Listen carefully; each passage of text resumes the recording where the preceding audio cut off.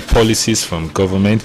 Then also we have the feedback section where you have to contribute one or two of your opinions on what we've discussed on the program. And for that feedback session, we will be opening the phone lines for you to call in. I would like to read out the numbers to you for you to call in.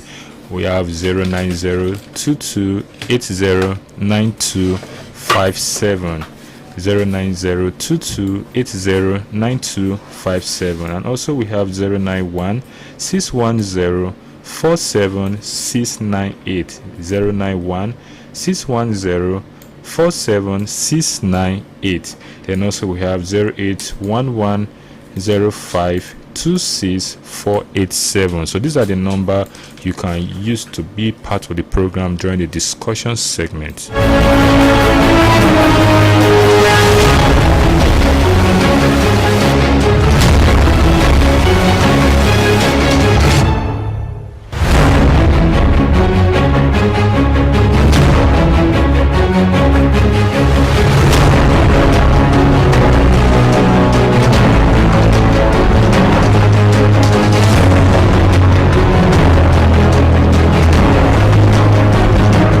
So first on the program, we're looking at the business news, and I'll be taking my business news today from the cable newspaper.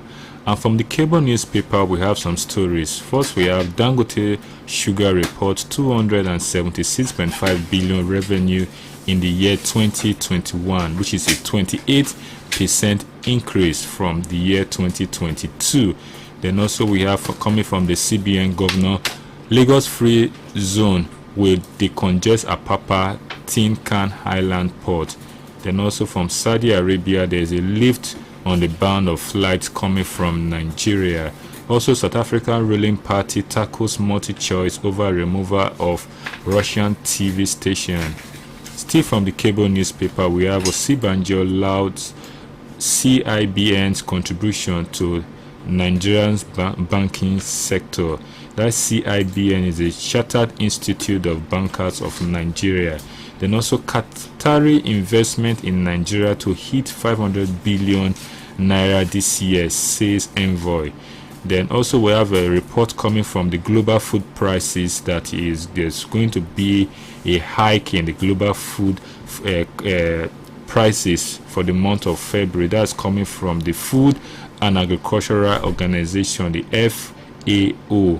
Then still from the cable newspaper, NCC will expect 1 billion device to run on 5G network globally in 2 years. Then also Nigeria needs well-trained public servant for effective delivery. And lastly from the cable newspaper, we remain safe, financially stable, says Catavon Helicopters.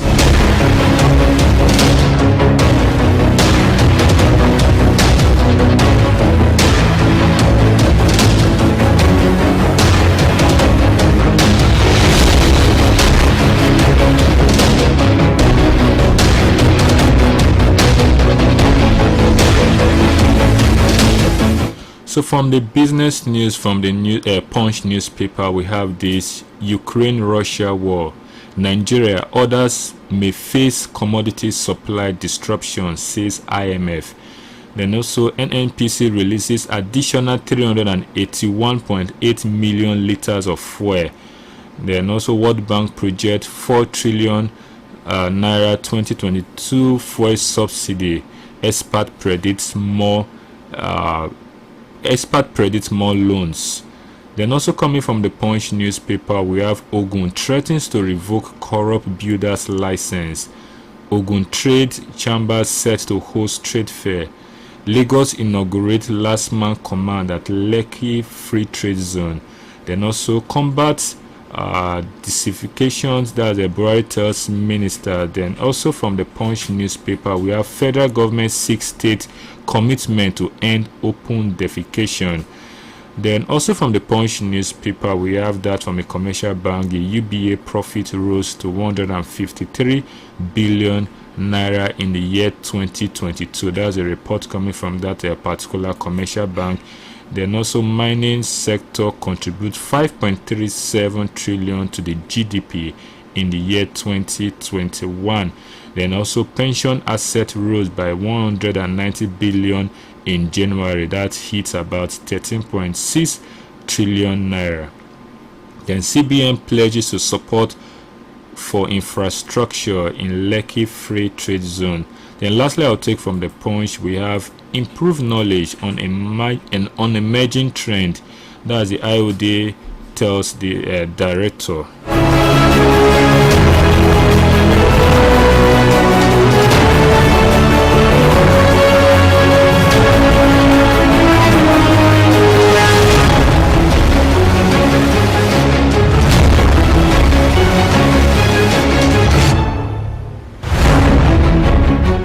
Lastly, on the business newspaper update, before we go to the market review, we're taking that from the Premium Times. We have activists fume over Ameshi's illegal directive to CCECC. Then also we have the GT code, that's the GT Bank complaint to pay shareholders 88 billion total dividends. Then also coming from the Premium Times, we have Dark Communication post 5 profit in 9 years. Then other reports from the Punch, we have from the Premium Times, we have UBA to pay shareholders 27 billion final dividends. Then also we have Naira falls at official market. We have the AEDC gives reason for poor electricity supply to customers. Then also we have Malabu Adoke accused Malame of spreading falsehood about him. Then also we have this report, is a special report, how bank officials stole 874 million by linking accounts to ATM cards. That's coming from the EFCC. Then also from the stock market, Nigeria stock extend loss as volume drops. Then also we have why electricity supply became worse. The minister is trying to explain that here. Then lastly, how foreign media distort business narratives in Africa.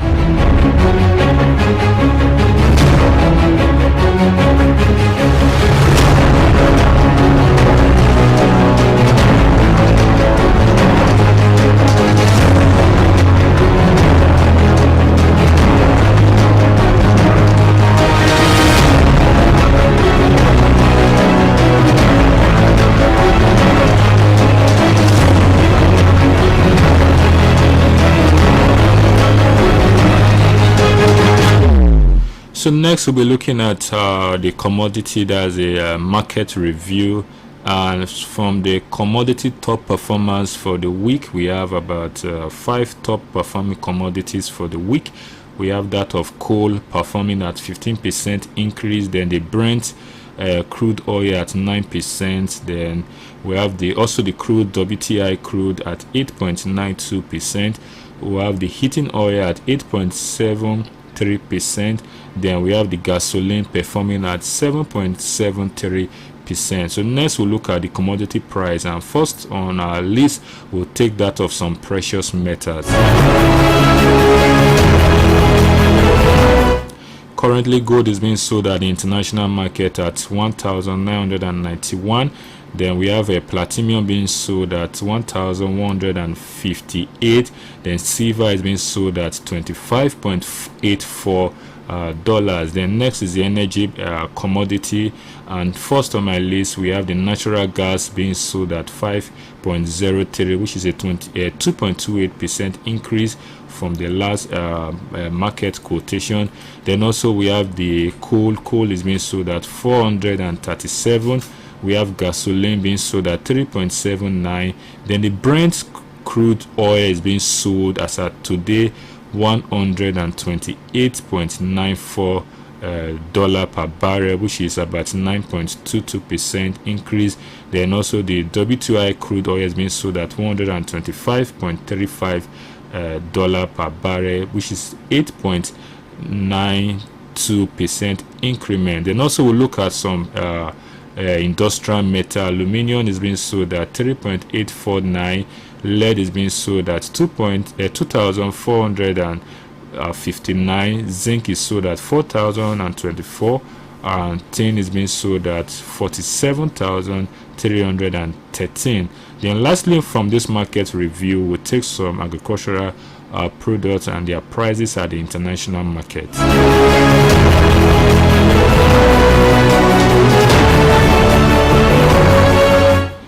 That of cotton is sold at 1.20, oat is sold at 7.41, then coffee is at 2.25, cocoa is 1,685, then also the palm oil is being sold at 6,780. That's all I'll be taking from the market review, and next we'll be going to the stock markets.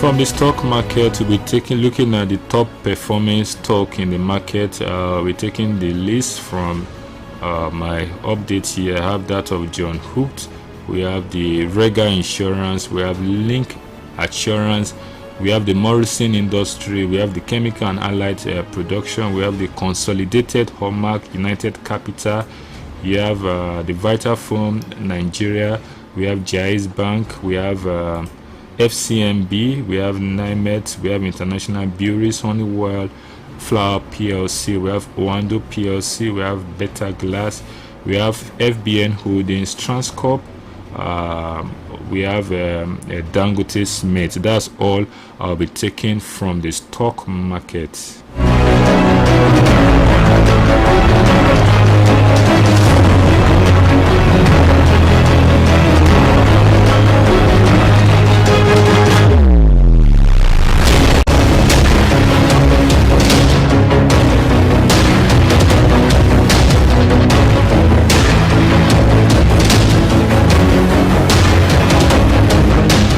That's much I can take from our review. Because of our time, we'll quickly go to the next session of the program where we'll be discussing, and I'll be taking one of the reports I read last week on our program, and we'll be looking critically into that particular report. We're all familiar with the ongoing invasion of Russia to Ukraine, and we're going to look at the economic aspect. What are the openings for Nigeria? What are the challenges?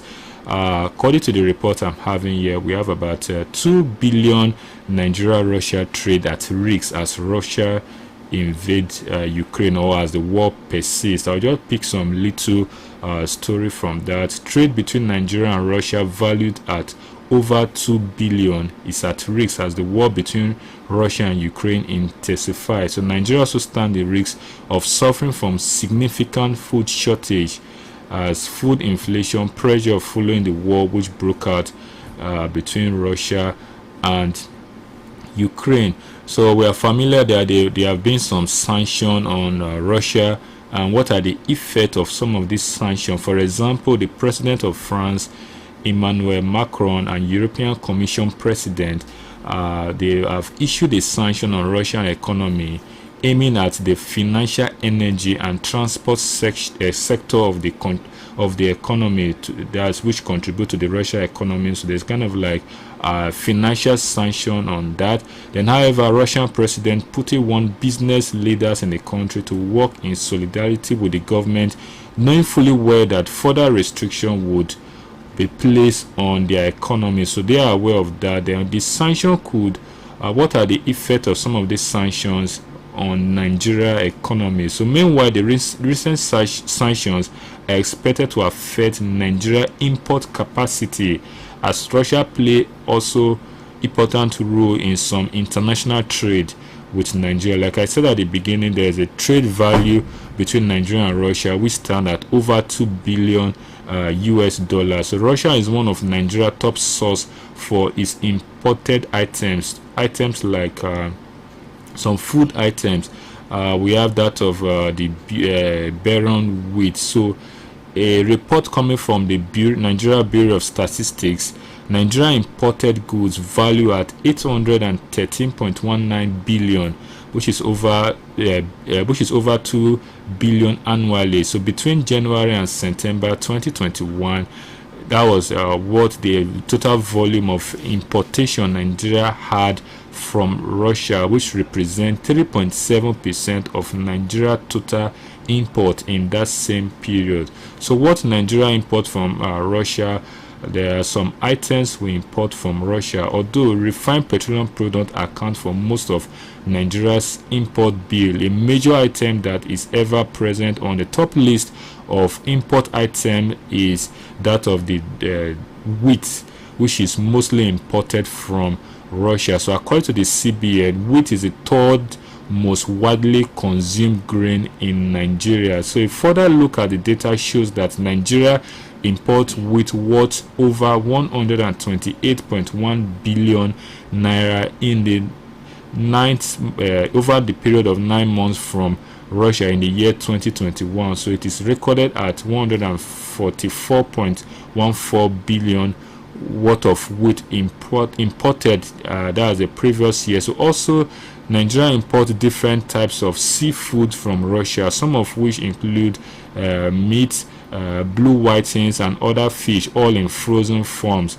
And these are some of the products Nigeria import from Russia. And as we all know, Russia, I think, should be the second largest producers of crude oil in the world. But according to this report, it wasn't stated whether Nigeria import petroleum products from Russia. So this, so what this means from Nigeria is that there's going to be a huge consumer shortage of wheat importation due to some of the sanctions being experienced from Russia. So joining me in the studio to look at some of the economic impact of this to the Nigeria economy system for that due to this war or crisis going on in Russia, I have with me in the studio Mr. Bade Joko. You're welcome to the program Economy Today. Good morning. Yeah, good morning. To be here again. Thank you very much. Now, if you look at some of these data and statistics, there have been prediction like the oil price as at today is at $128. I think on Friday it was 115, and there's this projection that there's going to be more increments in this oil price. And if you look at the OPEC quota given to Nigeria in production to the international market was formerly 1.4, but because of this Russian crisis, it has been increased to 1.7. So we just want to look at what is there any economic impact, either negatively or positively, on this Russia-Ukraine crisis on Nigeria economy? Is this something we need to be worried about, or are there gains or opportunity that Nigeria can take advantage of? Well, thank you. When there is a major conflict in any part of the world, international trade will be affected or distorted in a way, and it will be gain for some and loss for other people, especially when the aggressor is a major economic power and sanctions are coming in, like what Russia is currently going through or experiencing. For countries like Nigeria, it depends on how prepared the economy of such country is for such eventualities, for such unforeseen circumstances. Now, in the case of Nigeria, it's unfortunate that we are not really well prepared. For instance, we would have made a lot of gain from oil if the second largest producer of crude is having problems. Yes. It means that quotas for their own quota will be redistributed to other oil producing nations. It has happened before during the Gulf War in 1990-91. and we had what we called back then Gulf oil windfall. Now, we are not going to be having Russian oil windfall as it is. Yes, OPEC has increased our quota, but we do not have, we have zero refining capacity as we speak.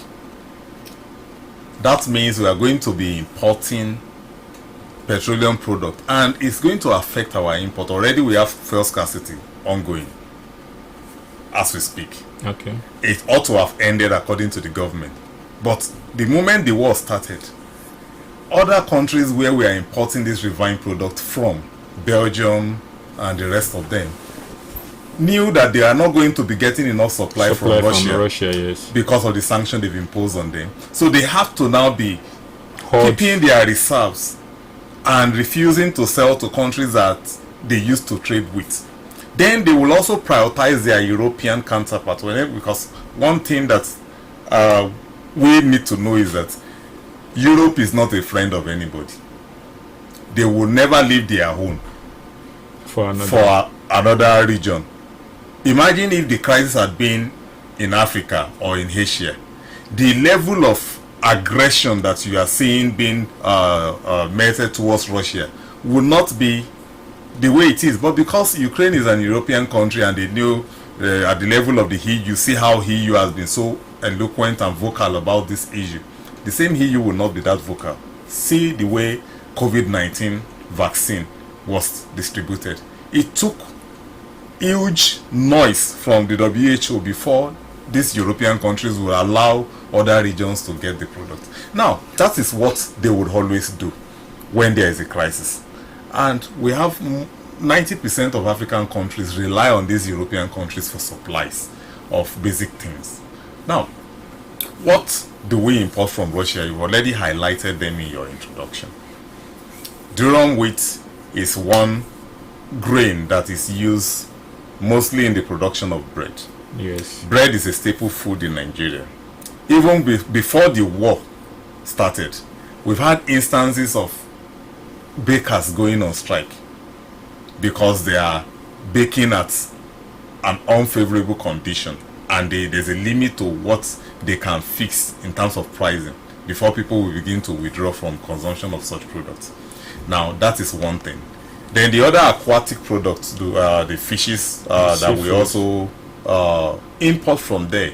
We import them because when these foods are likely consumed in Nigeria, and those species of fish do not exist in our waters, because we've been opportune to speak on this on another platform, and the question was like, can't we produce this thing? It doesn't work like that. There's what we call comparative advantage in economics. You cultivate, you spend more, you put in more effort at what the cost of production is cheaper in your own domain than what is not cheaper, and you now produce that in mass, get the local supply, and export the excesses. Now, agriculture is something that has not been taken seriously by successive governments in Nigeria, and that's why we're having issues with wheat. Russia that sells wheat to us, if we go back memory years at 1945 even up to 1970s, Russia was still importing wheat from the United States and other European countries. And US and China are the two top producers of wheat. Yes. Now, Russia has been able to, produce enough wheat to meet up its local demand, and to the extent that they are exporting to countries like Nigeria, which tells us that if we had gotten our own agricultural policies well, we would not be importing any food item, because the green in our national flag is symbolic. Yes. But it's unfortunate that we are importing agricultural produce, and it's really it's really embarrassing for the nation. And even this barren wheat you talk about, Nigeria have the capacity of producing it here, because from the report I saw that we consume close to about 5 million metric tons of that wheat. Yes. And we produce close to, like, I think 1%, either 1 or 10% or thereabout.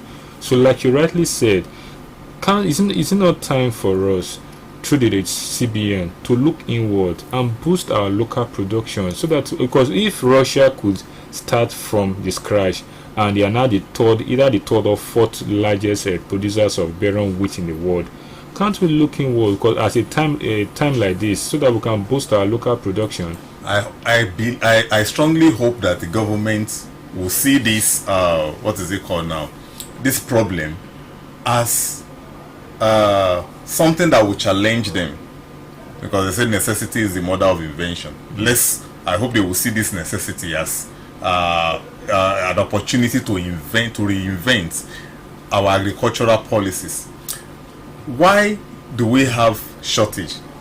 Wheat is not something you produce using subsistence method of farming, which we largely use in Nigeria. For us to be able to produce wheat at that capacity, we need to go mechanize. Current statistics shows that we have more farmers in Nigeria than the United States. But the United States produce more food than we do in Nigeria. For what they waste in a day is enough to feed us for one day. So now, what does that tell us? It means that we don't have to have large number of people involved in farming. We need few people with the capacity to go mechanize. We don't have to have small plots of land, hectares of land being divided among different people because you want them to be involved. The entire hectares can be a mechanized farm. That means our method, our approach is wrong. Even Russia was using mechanized, but there was a time they introduced a collectivization policies. All the small farms were gathered together to form a bigger one. Yeah. And they mechanize it. The effect is what they are reaping now. We can also do that, form a cooperative out of those small farmers, yes, that are using subsistence method, and give them the necessary reinforcement to go mechanize, because there is no way without us moving from that level. We would always be struggling, because a good number of the neighborhood farms have been converted to housing estates. The other ones have become religious centers, and these are not adding, especially the religious centers don't add more economic value. Don't add much value to our economy, because they're not producing anything there.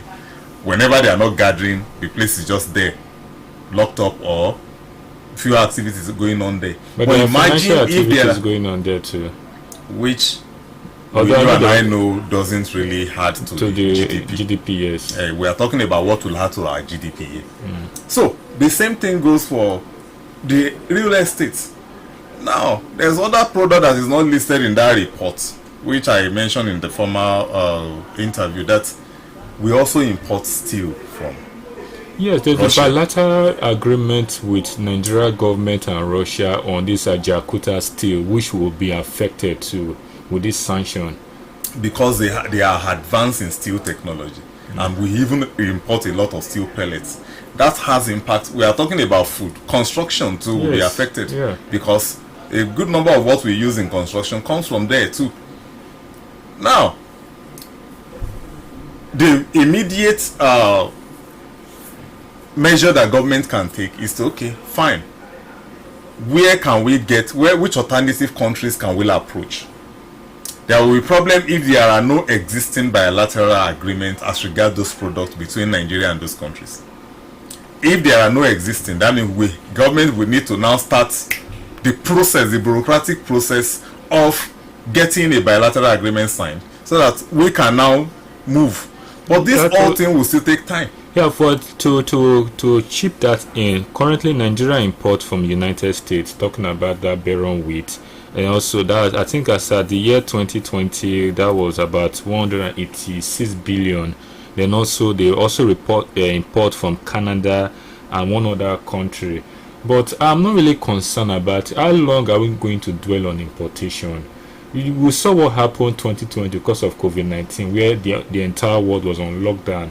If same thing happens, we don't pray for a third world war and there's a worldwide lockdown, are we going to choke ourselves because we cannot import? Why can't we look inward? Because you talk about the strategy the Russian government used in farming. you made a statement. We have more farmers in Nigeria compared to that of United States. But look at the level of production. They have less farmer. They produce more than we that have the numbers. Because of the method they are using. And now this technology is available for us to also make use of. But government policies have not been encouraging. Then we have this other issue of security. Yeah. And I've told somebody before that insecurity will be a major problem for the type of farming that we are using. Herders will not go into a mechanized farm. They will run into problem because most mechanized farms have boundaries and they are usually fenced. Yes. So they will not even have access into such farms. So what is delaying us from going mechanized? And part of mechanized farming is even includes ranching. Open grazing is alien to mechanized system of agriculture. Until you can imagine a country with 200 million population importing food items. That is just to add to what you just the part of the report that you just read. That we have a huge population. We cannot afford to be relying on importation. And when government put these policies in place, they have to lead by example. I've forgotten the country now that the president said, well, nobody will ride a car until we invent our own. Everybody was going on bicycle. And now they ride their own cars. But we have a situation where we say, okay, let's buy local, made in Nigerian products. And the same government that has put that policy in place will not consume made in Nigerian products. Now, to add up to what you said, do we really need to wait for the government on mechanized farm? Don't we have investors? Can the private sector go into, or are there challenges in the private sector? There are challenges because mechanized farming involves the use of huge agricultural equipment, tractors and what have you, harvesters, plow and the rest of them, which we don't manufacture in Nigeria. That means they have to import. We know what the forex is saying exchange now. Rate, yes. The exchange rate. They will need the support of government Custom to either duties. give them a duty-free policy on importation for such equipment. Then put a policy in place. For instance, government is the only one that can legislate on open grazing. Now the governors and the federal government are struggling with it because agriculture is on the concurrent list, not exclusive. That is where it ought to be anyway. But when you have situation like that, government need to prepare the enabling environment for private sector to come in. That is the essence of what I'm saying. Okay. When that is not available, the private sector will always be reluctant and skeptical about investment. You can be part of this program. You can call on any of these numbers: 090-2280-9257, 090-2280-9257. You can also call 091-6104-7698. I'll take that again: 091-6104-7698. Or you can also call this number: 081-1052-6487, 081-1052-6487. So you can call any of these numbers to be part of the discussion we are having in the studio.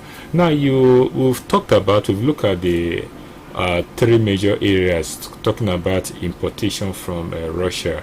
We've looked at the oil section, the segment. We've also talked about, we have a caller on the line.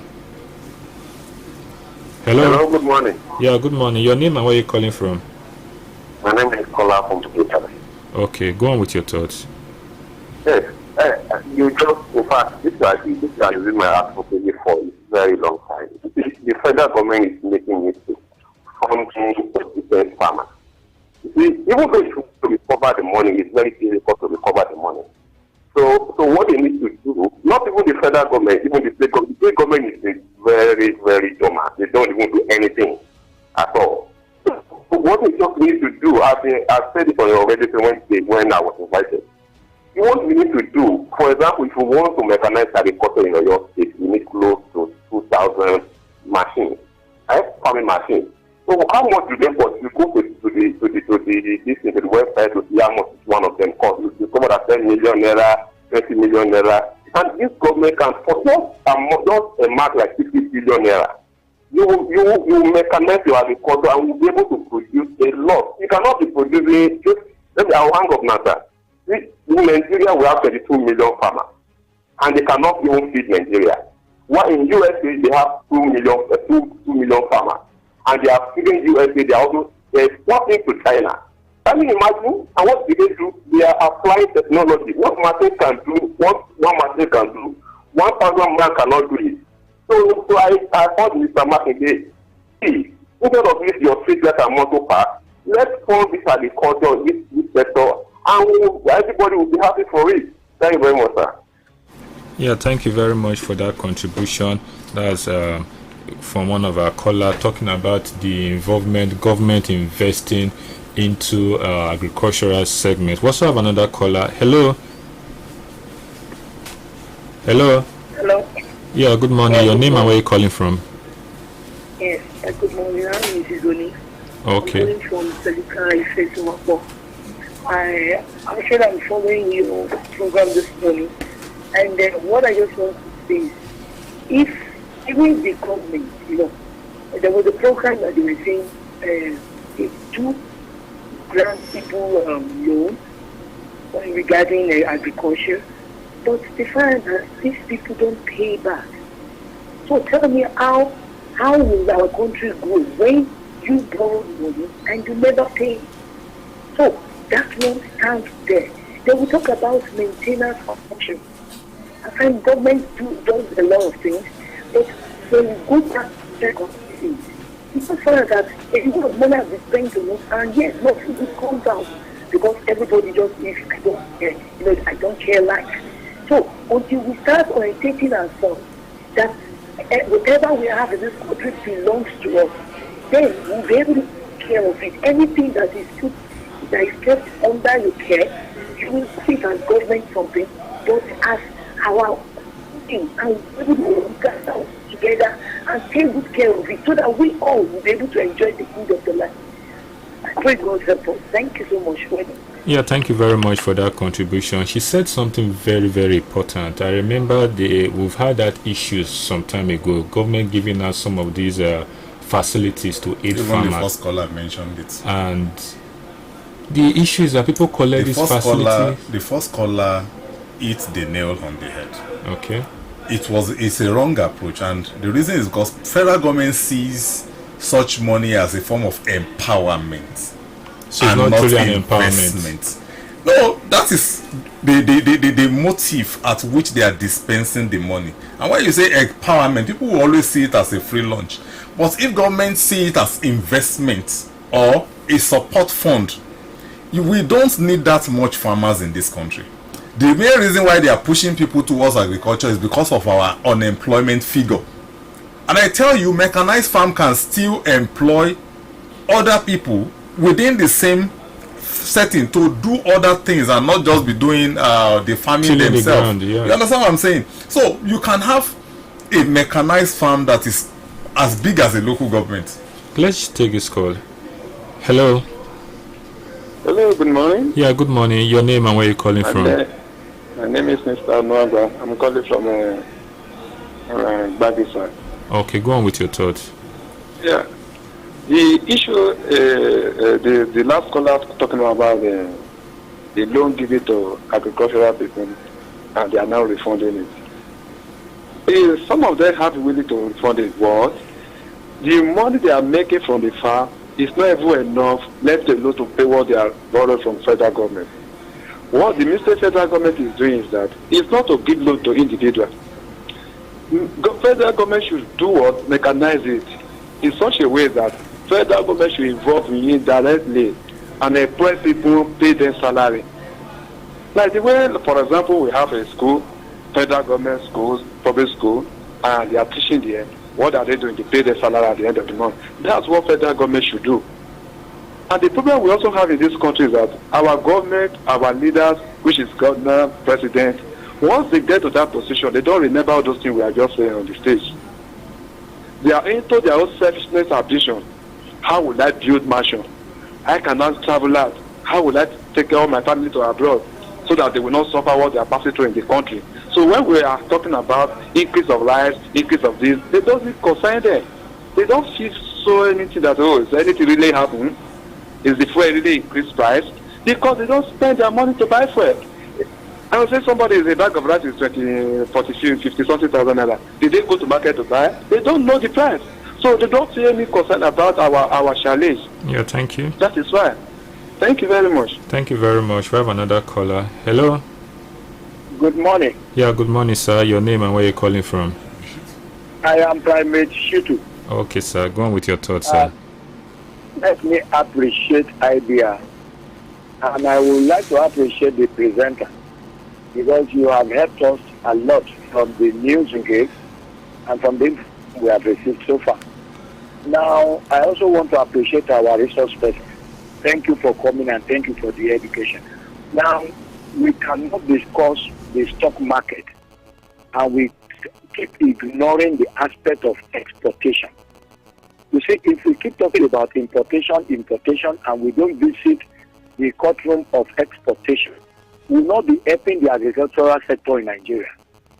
Every year, from 1990 till date, most of our export material has been rejected by foreign countries.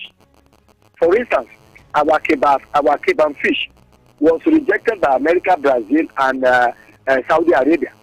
And now our cashew, which was exported, was rejected by Argentina, USA, and also the Russia you talk about here. Our yam, that one was very close.